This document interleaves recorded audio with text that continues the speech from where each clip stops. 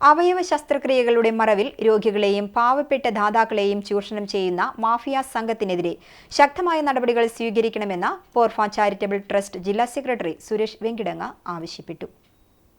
വൃക്ക രോഗികളുടെ ക്ഷേമത്തിനായി പ്രവർത്തിക്കുന്ന സംഘടനയാണ് പോർഫ. അവയവ മാഫിയയ്ക്കെതിരായ നടപടികൾ രോഗികളുടെ ശസ്ത്രക്രിയകൾക്ക് തടസ്സമുണ്ടാകുന്ന വിധത്തിലാകരുതെന്നും സുരേഷ് പറഞ്ഞു.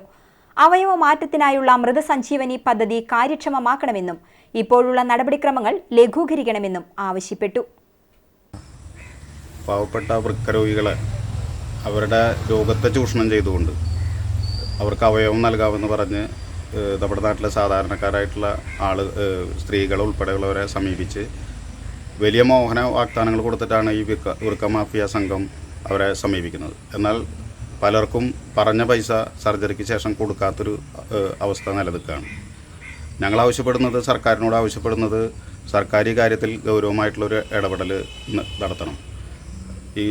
ഇപ്പോൾ പുറത്തു വന്നിട്ടുള്ള വാർത്തകളുടെ അടിസ്ഥാനത്തിൽ പല രോഗികളും സർജറിക്ക് വേണ്ടി തയ്യാറെടുത്തുകൊണ്ടിരിക്കുന്ന രോഗികളുണ്ട്. അവരുടെ സർജറി തടസ്സപ്പെടുന്ന ഒരവസ്ഥ ഉണ്ടാകാതിരിക്കാൻ സർക്കാർ പ്രത്യേകം ശ്രദ്ധിക്കണം. അതുപോലെ തന്നെ സർക്കാർ നടപ്പിലാക്കുന്ന മൃതസഞ്ജീവനി പദ്ധതിയുണ്ട്. ആ പദ്ധതിയുടെ നിയമ നടപടികൾ ലഘൂകരിച്ച് അത് സാധാരണക്കാരന് ഉപയോഗപ്രദമാകുന്ന രീതിയിലേക്ക് വളരെ സജീവമായി ആ പദ്ധതിയെ കൊണ്ടുപോകാൻ സർക്കാർ തലത്തിൽ പ്രത്യേക ഇടപെടൽ ഉണ്ടാകണം.